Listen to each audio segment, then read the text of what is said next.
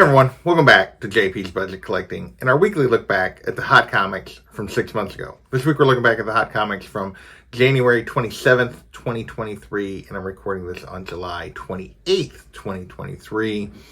As always, I give you those dates so you know when this information is actually relevant because the market is always moving and changing, as we'll see as we look at these prices. As always, also, we're looking at the CBSI Hot Top 10 from that week and the Comic Tom Key Collector Hottest Trending Comics of the Week. Each week, they put out a list. They each put out a list of 10 books that are trending, are moving in the market, that are selling in large numbers, that are moving up in price. And we look back at them 6 months later so we can make better decisions in the moment about what books, what factors made these books hot, what factors have affected them since, so that we all maybe make better decisions about which books we want to chase in that moment and which books we want to be patient on. If you've been watching these videos for any length of time, you know most of the time you want to be patient. Not always, but most of the time you want to definitely be patient with these books. But let's get into this week's list. We got 17 books to talk about and see what we can learn. First up, we got Biker Mice from Mars, number 1 from 1993. I had forgotten this actually was a thing. I remember it now, but I had forgotten this was a thing. And this hit the list because there was a new animated series supposedly coming, reports of a new series. And it caused this book to jump up to a $25, $30 book for raw copies. Back then, I was like, what? This just seems really, I called it a dumpster fire. I thought this was really dumb. But surprisingly, at least to me, this book is actually held very steady. It's now a $20 to $35 book. Most recent 9.8, $250. So yeah, this one's turned into a bit of a steady worth it. I'm a little surprised by that, even now. Clearly, I am, as I've always said, I'm sure to be wrong when I make my predictions back then. In this case, I really was. I still find it hard to believe people are paying that much for this. I know there's some nostalgia here, but I can't believe there's that much. Next, we have Bitch Planet number 1. This series is getting an Amazon Prime series, or that was the announcement. They'd signed a contract with Matt Fraction and Kelly Sue DeConnick for a couple of their books. This is one of them that was going to be on here. Back then, this one was going for $15 to $20. 9.8 was going for $85. Now it's a $10 to $15 for the most part book. For the most part, there was one sale up around $30. 9.8, $45 to $55. So this is down, and I'll be back. Again, we got the announcement. A lot of buzz right then. People spend a little extra. And then we've moved away from the announcement. There hasn't been any talk about this since. And yeah, the book is backed up. This is pretty typical when you talk about option news. Next, we have Sex Criminals number 1. This is the Matt Fraction side of these books that got signed for Amazon Prime, or got announced is going to be Amazon Prime. Like I said back then, for both of these, we were probably 1 to 2 years away minimum. And since this one is also backed up as well. Back then it was a $20+ book. 9.8 hit $120. Now it's a $10 to $20 book. Hasn't backed up that much on the raw side, but 9.8 have dropped all the way down to $40 to $80. So yeah, this one is definitely a trap on the 9.8 side for sure here. And yeah, definitely a book that has dropped back because we're just in that desert between option into production. You know, you get all these breaks in the news cycle when you get these kind of things. We're in one of those lulls, and that is why this book has backed up. Next, we have The Last of Us, American Dreams, number 4 this time. We're talking about number 4, the final issue, which is even a little lower print run of had 2 episodes out, maybe 3 episodes out at this point. The show was a hit, and yeah, so the harder to find number 4 was also hitting the list. Back then, it was going for $50 to $70. A 9.6 went for $150. Now it's a $25 to $50 book. 9.8, $140 to $200. So yeah, 9.8, $140 to $200, whereas we had a 9.6 going for $150 back then. So this one's definitely turned into a trap. I talked about then, would it ever be hotter than it was during the series? And the answer was probably no. We'll see. I think there's supposed to be follow-up seasons. So it might do this again. But yeah, this one's definitely backed up. Our next book is The Last of Us, American Dreams number 1, hitting the list for the 3rd week in a row. Still basically the same prices as it was last week, $160 to $250. $1,100 to $1,200 for 9.8. These were basically the same prices we saw just the previous week.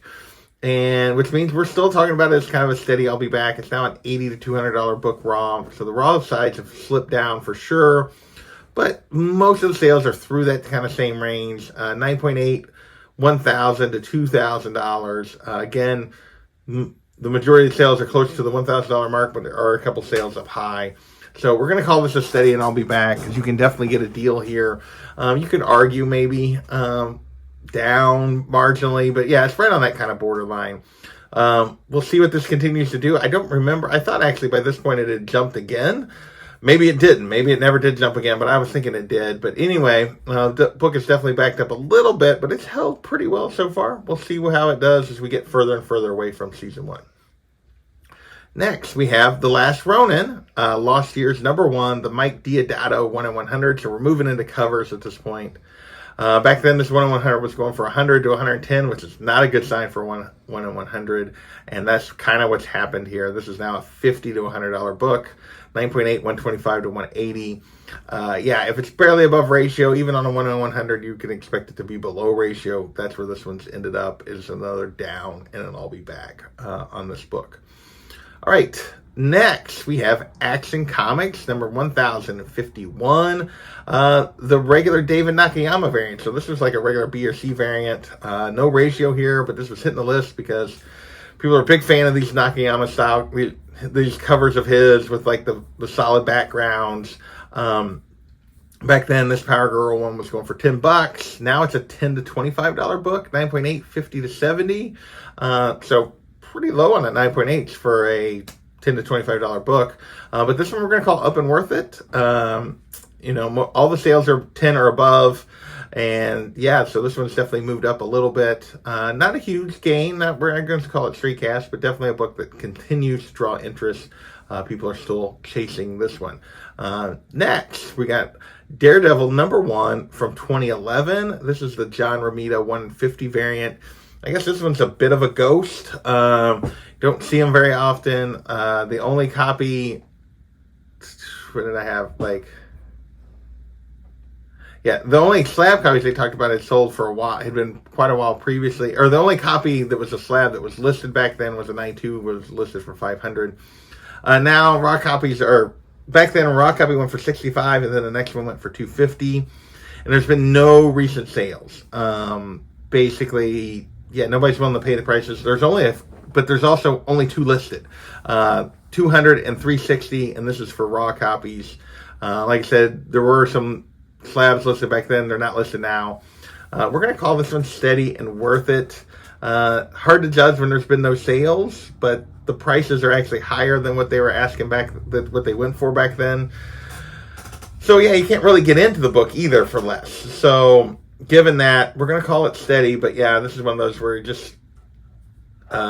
definitely want to kind of look for a deal. Hard to find book. Personally, I don't know that it's a special enough cover that I would worry about it, but that's just me. All right, next we have Sins of Sinister #1, the Art Germ 1 in 100 Virgin variant of Emma Frost. A sexy Emma Frost cover here that people were chasing. This 1 in 100, unlike the other one, was going for 150 to 200. A little better for a 1 in 100. Usually got to get to that 200-ish range for a 1 in 100 to hold on. But this one still didn't hold on. It's now an 80 to 150 book, a 9.8, 250 to 300, which is really good. So the book still has a lot of value, just not quite those prices back then. So we'll call this a down and I'll be back. I would think, in general, there is a trade dress version of this that usually hurts these a little bit. That may have, despite the fact that it's getting the 200 mark on a 1 in 100, that trade dress maybe is part of why it's definitely a down and I'll be back. Next, our last pure just cover of the week is Star Wars The High Republic, The Blade, #2, the Miko Suyan 1 in 25. And really, I guess this really isn't a pure cover. This is also because there's multiple firsts here, so people were kind of tracking this book because of that. Back then, raw copies were going for $75.80, so triple ratio. Now it's a $40 to $50 book, so now we're down to around double ratio, 9.81 to 190. Pretty wide range on those few 9.8 sales that we got, but this one definitely turned into a trap on that raw side. I don't feel like there's been nearly as much buzz about Phase 2 of the High Republic as there was about Phase 1, and we're getting ready to move into Phase 3. I think they would start announcing that stuff coming out later this fall. which means we're going to jump back to the characters and the timeline from phase 1. So, yeah, I don't know how well these phase 2 books will do long term when compared to the phase 1 and phase 3 books, because those are going to be more, they're part of the same story, whereas this is a lot of just background. We'll see. Next, we have a cover / buzz, and we have Marvel Comics Presents number 6, the second print, Paulo Sequeira, 1 in 25, first appearance of Wolverine's daughter, Rain. Yeah, there was no real reason for this book to come back. I've never understood people chasing this particular book and this character at the level they have. It was 120 back then for raw copies. And as far as I know, they really have never used Rain any other time other than for this story. It's not like he doesn't have other kids that you can chase. Yeah, this one just seems very odd. 120 back then for raw copies. The only recent sales were a 9.8 went for 178 and another one went for 199. All the asking prices on this book are all higher. So we're going to put this kind of steady. I'll be back because the asking prices are all higher than the listings there. There were a couple of sales on 9.8, but this is one, if I said I didn't understand the Biker Mice from Mars, I definitely don't understand this one either. Why? I've never, since it first came out, why people were chasing it and willing to pay this much for these books related to this character, but they still are paying it. Next, we have Amazing Spider-Man number 14 on the list for the second week in a row. This is the Ed McGuinness second print, 1 in 25 of the first Hallows Eve. Back then, raw copies were going for $200 because we knew she was getting her own miniseries. That miniseries is come and gone. Back then I was like, yeah, but will she matter? And the answer is she really hasn't. It's now $100 to $150 book, so it's definitely a trap. It's definitely backed up. She's not, she's not a bad character, I don't think. I haven't really been reading it. I've been backed off all the ASM stuff because of my frustrations with where that book is at the moment. But, yeah, Halsey's still carrying some value, but just, $200 for 125 is huge numbers. 100 to 150 where it's at now is huge numbers for 125, but it's definitely not still the numbers that it was back then. Next, we have Wakanda number 4, also for second week in a row. This is the first appearance of Kimmy. Back then, $10 to $25. Now it's a $5 to $20 book, 9.8, $60 for this first appearance of Tosin's love interest. I guess this Wakanda book was a bit of an anthology, and this issue was related to Tosin. And so we got his girl here first appearing. People are still paying. Still kind of a steady, and I'll be back on this. People are still willing to pay a little bit of money on this, but not huge money. All right, next we have book hitting the list, really, because Tom and them couldn't say because it was down, I guess is really what their argument of why this was on the list. And this is Iron Fist number 14, the first appearance of Sabretooth. So basically, they were saying there was a big jump in sales that week because the prices were down. Basically, 9.8 was down, $500-$600 from what it would have been. A few months ago, there had been a couple sales down lower. So people were buying it because they thought they were getting a better deal. Well, they should have still waited because back then, this is one of those ones, if you haven't noticed, there haven't been any predictions for the Tom books this week because this was before I started trying to wait for him. Back then, he said the average was 600. Don't really believe that. 9.8, 5,500. Now, raw copies are going for 150 to 500. That $500 copy was really, really nice. 9.8s are 36 to 4,800. So this one's definitely another down, and then I'll be back. Marginally a trap here. So if people were buying it back then because, it's cheaper, it's got more affordable. Well, it's even more affordable now if you want to chase that first appearance of Sabretooth and get it in your collection. Next, we have Atlantis Chronicles number 4, the first appearance of Kordax.